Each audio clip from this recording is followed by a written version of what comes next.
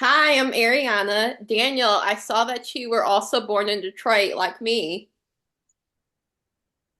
Ah, yeah, that's right. Detroit. Proud. Proud of Detroit. Yes. Daniel, what initially attracted you to the script? Mm. First, I really just love that this character was deaf and put in this particularly difficult circumstances. And then when I read that he was going to be in a gang and have this journey, I thought, wow, this is a story I want to tell. Uh, I loved it. So first, when I read the script, I thought, all right, this is cool. And then I met Toni, our director, via Zoom for my audition. And I always like to see how a director speaks to me and works with me. It gives me adjustments during the audition, and everything he said and did, every adjustment he asked for was very clear. I made them all, and I could see that he knew what he was doing. I thought, wow, I like this guy. I'd love to work with him, and that's what led me to being in his film. Great. Why do you think that is so set on getting his hearing back now, or do you think he's always been trying to get his hearing back? That question is for Daniel. Yes, and Toni. Yeah. So I think, well, if Daniel, you want to go or you want me to go? Either way, you go. You go. Yeah. Now is the moment that he's really for the first time going deaf to the point that he cannot understand people. Before that fever that he got at the beginning of the film, he was able to go by. Now is a moment that he's like he really has to do something about it. And the first idea that he has is to go to the mafia to look for the for the money, which is cool. What do you think, Daniel?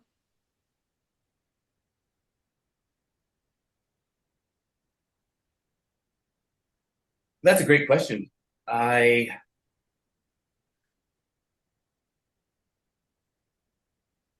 there are many different kinds of deafness. There is no like uh, homogeneity among deafness. People are born sometimes deaf, sometimes it's prenatal deafness, sometimes it's postnatal deafness, sometimes it's late deafened. Some people lose it because of noise induction. Maybe a kid who's 4, 5, 6 years old gets a high fever and loses their hearing. Sometimes hearing loss is onset as an adult. There's never like a that moment of like, oh, it's too late. Something can always be done, right? So if you're a person who's grown up being hearing, you've depended on your ears, and suddenly you become deaf, of course you're going to want to fix it as quickly as you can, even if you need that much money for a cochlear implant, which is exorbitant. And Bruce doesn't have the money for something like that. Uh, he's just lost his hearing. How's he going to get along in the world? And he desperately wants to fix it. So you jump on his journey, and in the end, he decides, yeah, I guess I don't need it. He accepts who he is for what he is. This is for both you, Daniel, and Matthew, who I did not know who's going to be here, that I am so excited about. Do Okay. you think that him accepting his deafness is a part of falling in love with Ethan?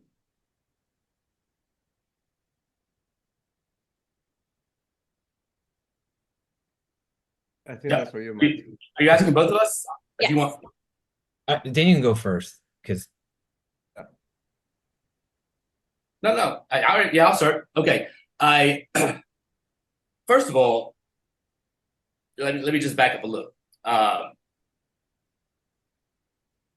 When this guy becomes deaf and loses his hearing, his entire world is upended. It's terra shifting to him, and he is going through this experience, and he meets this one other person whom he's like, this guy doesn't care if I'm deaf or not. He wants to, befriend him anyway, and he just keeps talking regardless of whether the dude can hear him or not. Right? He's just running his mouth constantly, and Bruce enjoys it for some reason, and that's where the relationship begins to grow. Is that they have this odd affinity to each other. They don't know that they're falling in love. It just naturally happens. And that affinity grows, and yeah, it worked out that way.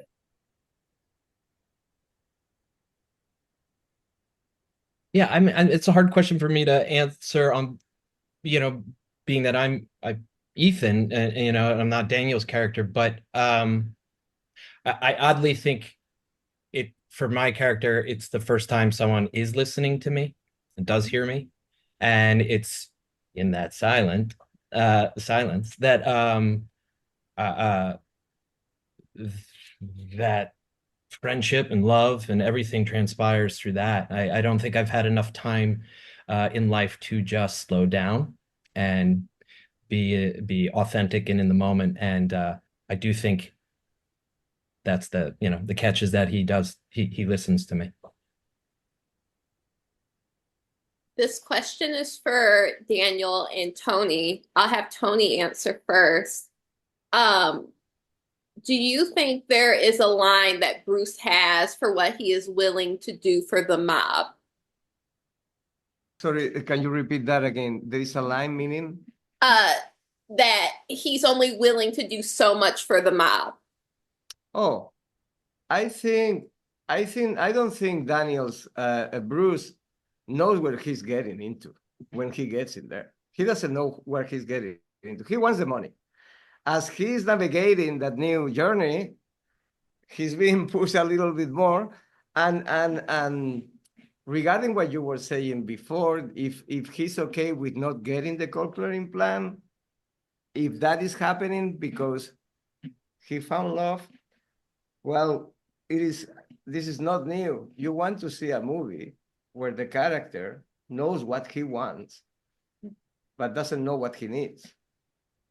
And that's what happens in the film. He wants the cochlear implant. He needs somebody like Ethan. And that's, if he, after the movie, he will get the cochlear implant. I always dream about what will happen after the film. Are they going together? And probably he gets the cochlear implant, and because Ethan doesn't stop talking, they break up. I don't know. That could be a possibility. Daniel, do you think Bruce has a point that there is only so much he is willing to do for the mob and for the implant?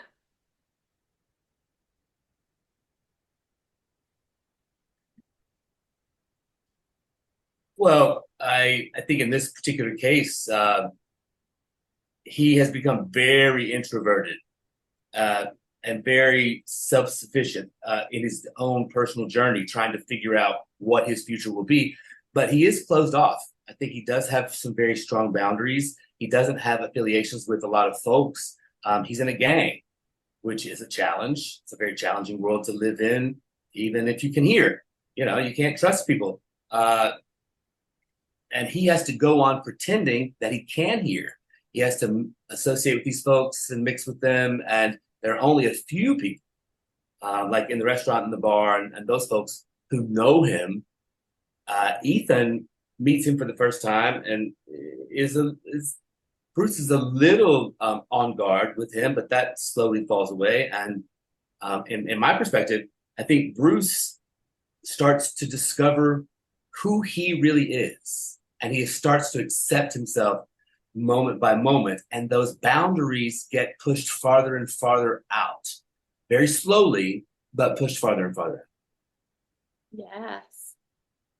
Toni, why was it important to set the movie over a month period?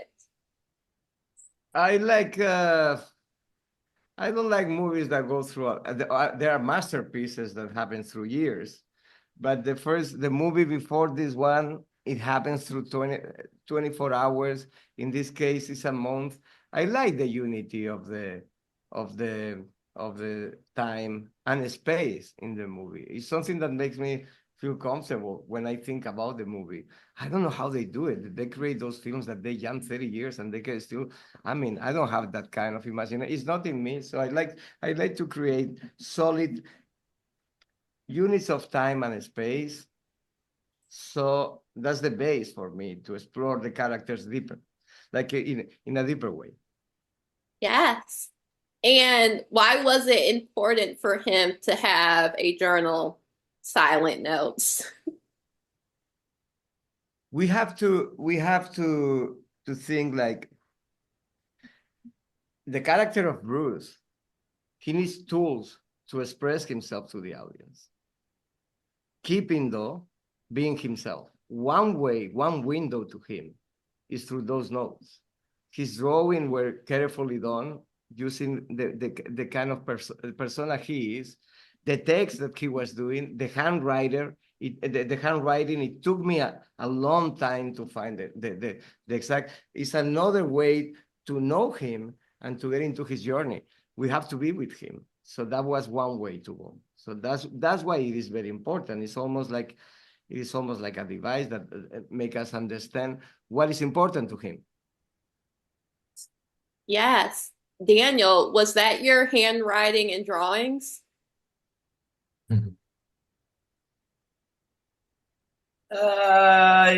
Maybe some of it was. I think was it? I'd have to look at it again to tell you for sure.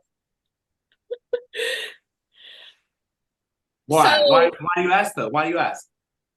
I'm Why? just curious because I have terrible handwriting and I don't know if I would want it on a big screen. Oh, okay. All right. Okay. Pass. Thank you. Thank you. So Tony has talked about that he's curious that if Bruce did get the implant, if Ethan and Bruce could stay together. For Matthew and Daniel, do you think they could stay together?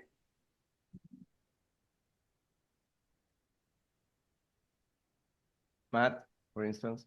That's a great question. I mean, no one's asked that. That hasn't come up yet. Yeah. Yeah. Right. I No one's asked. know. That's a great question. I mean, I like. I think maybe it's up to the audience to decide. I think every audience member will have a different perspective that they walk away with, and I think that's good. I don't know. What do you think? Do they stick together? I think so. I think Ethan would be really excited to show him all these aspects of the world. And I think Ethan would be excited to notice things in the world that he didn't notice, like the sound of the refrigerator and other things that he was like, oh, I didn't know that. I think though, it's interesting. I kind of I'm with you. I think love really hit home for Ethan. It's a connection you don't get. You get limited in life, but it is something about someone's voice, and it would be interesting to see if when Bruce, could get some of his hearing or hearing back. Just hearing someone's voice, it changes the person too, in some way. So I'm not going to answer for Daniel, but I don't know. I could find my own voice very irritating, and being that I don't shut up, but I think for me, I think it would take a whole lot, something crazy to break that up for him. What do you think, Daniel?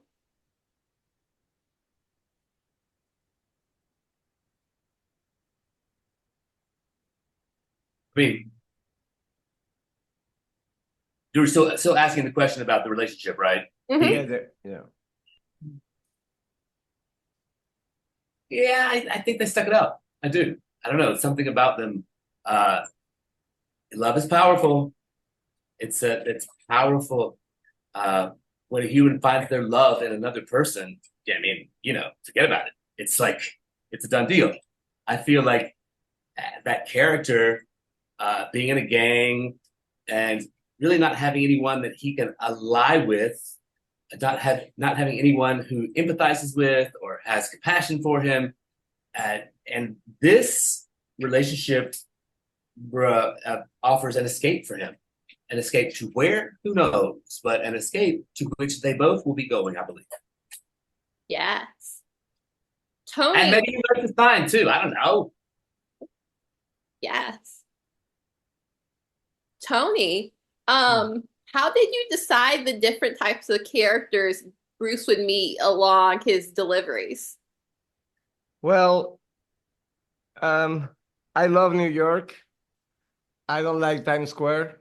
If you go around Flushing and Brighton Beach and you find those characters. Those are the characters that I like to find, and yes, nothing against Times Square. Forgive me for saying that, but you can have a romantic comedy of in Times Square, or you can go to Flushing and Brighton Beach and find other kind of people that are more interested. That are that's one thing that if you go to Queens or Brooklyn, like is the whole planet is there. You just have to take the train, and the next stop you're in a different civilization. It is incredible. So we work very hard on trying to portray that kind of New York, and along with that, it came those characters.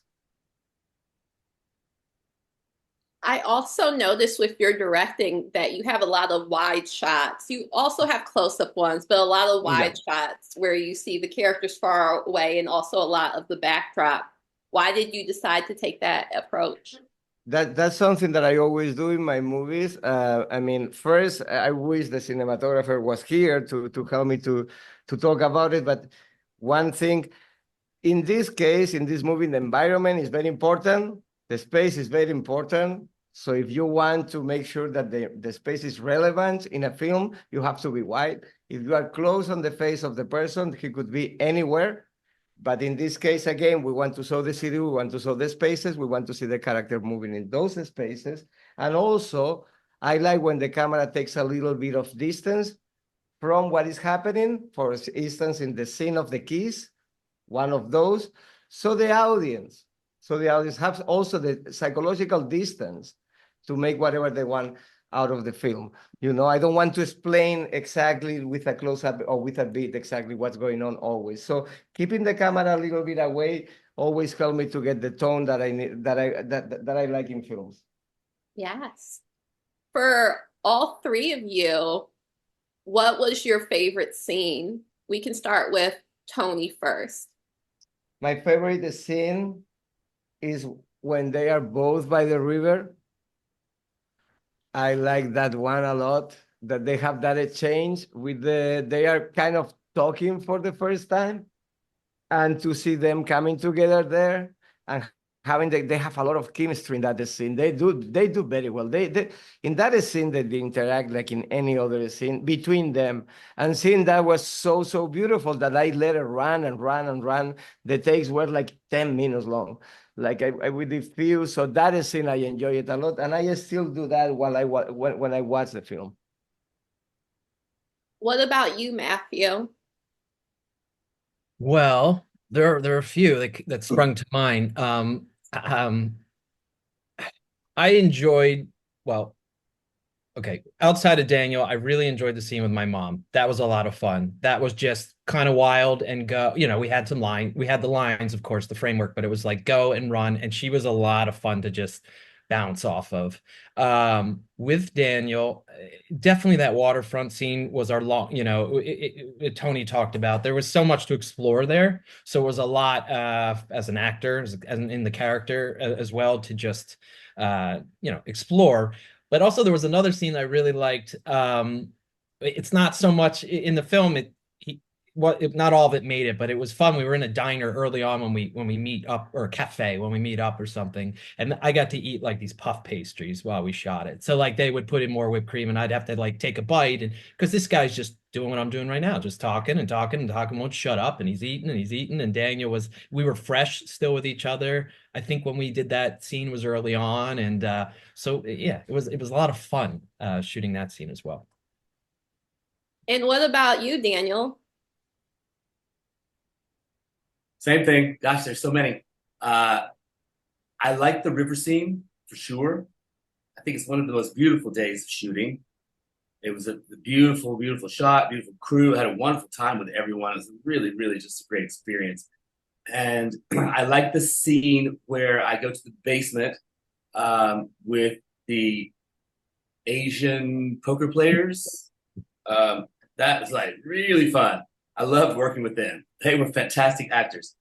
And the one man came up and he was like speaking to me like so angrily with his face. He was like such a good actor. I was like totally blown back by what he was giving me. So it was really I mean, that man's in real life such a sweetheart. Like totally cool, easygoing, but in character was like, wow, don't mess with that dude. So I really enjoyed playing him. And the old bank, the beautiful interior shot. What's that called? What was that place? The beautiful lights and had the beautiful archway architecture and stuff like that, where we had to sneak in and go all the way to the top to the roof to have the beautiful vista. I really, really enjoyed that scene as well. The Williamsburg Savings Bank. The what? Say again? Williamsburg Savings Bank. My favorite scene, even though it's darker and sad, I have two ones. When Ethan comes in and Bruce hadn't been talking to him, and he's like, I gave you my heart. And when Ethan goes to the river later and it's dirty, and it's just like, oh, it's not as beautiful as when we were here together. I was like, Bruce, come on. I know you're in with the cops now, but come on, Ethan. So even though it's just such a good juxtaposition that I'm like, oh my goodness. Thank you. Very nice. But thank you so much for taking the time to talk to me. It's such a beautiful and great film and so different than expected. Like you think it's going one way and it went another. I'm so excited for this premiere for you guys, and I can't wait to talk about future projects. And thank you so much to the interpreter. Thank you so much. This is really sweet. That was Awesome. really sweet. Thank you very Bye. much. Have a great day.